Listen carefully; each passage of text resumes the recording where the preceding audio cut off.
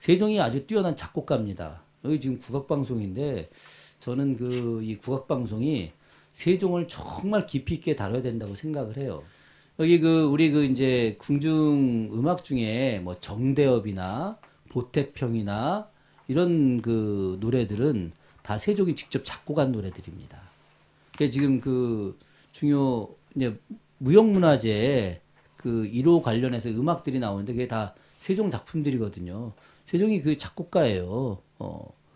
뭐 여러분들이 세종과 관련된 이야기는 이제 박연이라고 하는 분이 이제 뭐 편종을 만들었는데 돌로다가 깎아서 이제 편종을 만들었는데 이게 한음이 틀린 거야. 한음이.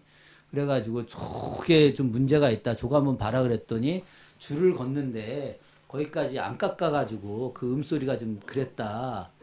이건 요즘으로 치게 되면 대단한 지휘자죠. 그죠? 예, 이 오케스트라 지휘자들이 저쪽에서 이 바이올린들이 한 20명이 있어도 19번 바이올린 소리가 살짝 적다 그러면 딱 지적해내고 그러지 않습니까? 세종이 이제 그런 정도의 음악적 재능을 갖고 있었던 분이죠. 근데 당시에 이제 이 어떤 문제가 있었냐면, 우리가 이제 국가 의례에서 반드시 필요한 것이 음악이거든요. 지금도 우리가 가령 대통령 취임식을 한다. 그럼 이제 국기에 대한 경례부터 하지 않습니까? 그죠? 국기에 대한 경례하는데 그냥 국기에 대한 경례하고 딱 오른손 왼쪽 가슴에 얹고 그러고 있는 게 아니라 음악 연주되지 않습니까? 그죠? 분명히 뭐 애국가로 연주할 수도 있고 아니면 국기에 대한 경례할 때 그 음악을 나올 수도 있는 것이고 그리고 그 뒤에 대통령 취임하러 이렇게 걸어가는 순간에도 음악이 잔잔하게 흘러나오고 또 애국 선열들에 대한 묵념하게 되면 장중한 음악이 나오고 이 음악이라고 하는 것은 말이죠. 국가 의례에 있어서 반드시 수반되는 거예요. 음악 자체가 하나의 의례인 것이죠. 그런데 그런 의례를 하기 위해서 음악이 필요한데 음악은 뭘로 연주를 해야 돼요? 악기로 연주를 해야 되잖아요.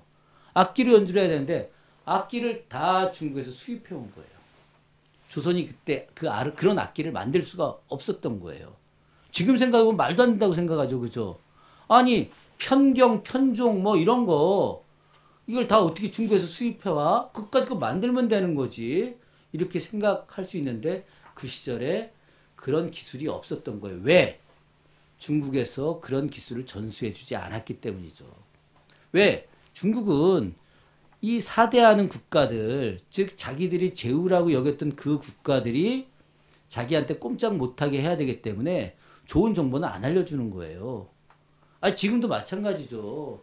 지금도 우리가 이 아시아 이 전체 강대국한테 우리가 둘러싸여 있지 않습니까? 그죠?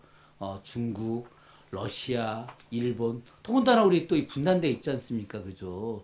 이런 나라에서 우리가 이 전체 나라를 갖다 컨트롤할 수 있는 정보를 갖고 있느냐? 정보 못 갖고 있어요. 아직 그럴 기술도 안 되고. 그런 정보는 어느 나라가 갖고 있습니까? 미국이 갖고 있지 않습니까? 그럼 미국이 우리하고 우방국이라고 해서 자기네가 알고 있는 정보를 매일같이 우리한테 똑같이 주나요? 아니 지금 미국 대통령이 아침에 보고받는 정보를 우리나라 대통령이 청와대에서 받습니까? 아마 저는 정확히는 모르겠지만 그렇지는 않을 거라고 생각이 돼요. 이건 마찬가지로 당시 중국도 조선에 지식 정보를 주지 않았습니다. 왜?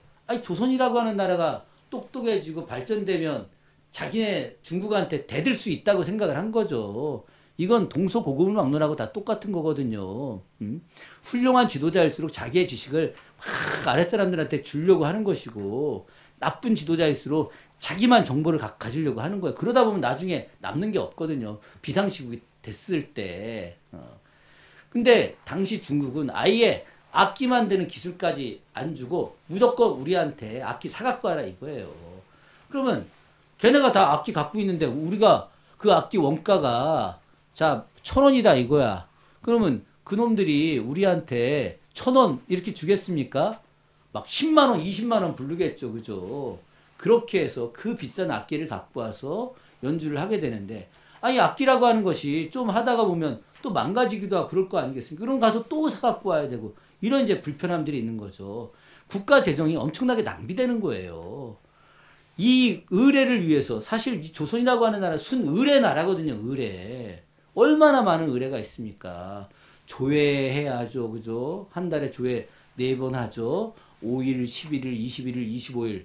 경복궁 근정절에서 조회 4번 하는데 다 음악이 들어가고 뭐 제사 얼마나 많이 지내야 됐겠습니까? 종묘제례도 지내야죠. 석전대제도 지내야죠. 사직대제도 지내야죠. 거기다 역대 국왕들 돌아가신 날, 또 태어난 날. 조선 건국하면서 어쨌든 4대조 목익 또한 종묘에 모셔두지 않았습니까? 태조도 돌아가셨고 정종도 돌아가셨고 태종도 돌아가셨고 아 그분들 생일날부터 돌아가신 날 뭐 왕 취임한 날 다 그런 게 있어요.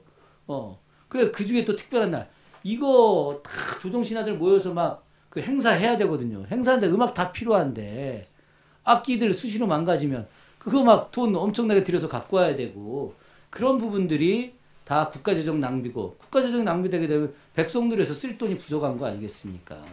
그래서 세종이 악기를 만들게 한 거예요.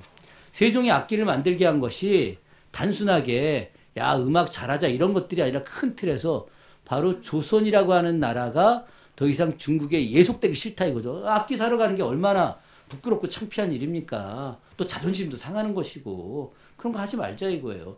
그래서 악기를 이 중국 의례용 악기를 당시에는 어쩔 수 없었던 거죠. 그 음악을 중국 음악을 썼어야 되니까. 그래서 1차로다가 악기를 만들었던 거예요. 만들었는데 2차로 세종이 그렇게 이제 뛰어넘자 이거죠. 왜 뛰어넘냐?